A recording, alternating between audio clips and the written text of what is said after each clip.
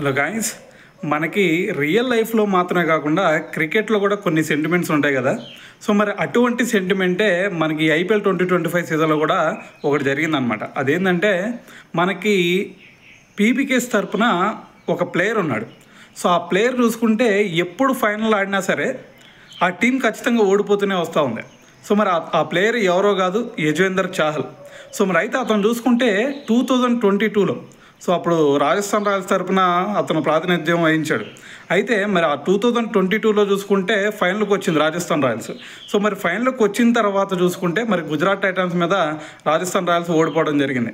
So అది కాకుండా మళ్ళీ మొన్న చూసుకుంటే పంజాబ్ కింగ్స్ తరపున మరి ఈ సీజన్ ఆడుతున్నాడు కాబట్టి సో మరి పంజాబ్ కింగ్స్ తరపున కూడా అతను ఆడుతూ మరి మొన్న ఫైనల్కి వచ్చిన తర్వాత ఆర్సీబీ మీద కూడా మరి పంజాబ్ కింగ్స్ ఓడిపోవడం జరిగింది. సో దీంతో మరి చాలామంది కూడా మరి యజ్వేందర్ చాహల్ ఏ టీం తరపున ఉంటే ఆ టీం ఓడిపోయింది అని చెప్పేసి మరి కొంతమంది అయితే కామెంట్ చేస్తూ ఉన్నారు. సో మరి ఓవరాల్గా మరి దీని గురించి మరి మీరేమనుకుంటున్నారు అనేది కింద కామెంట్ చేయండి.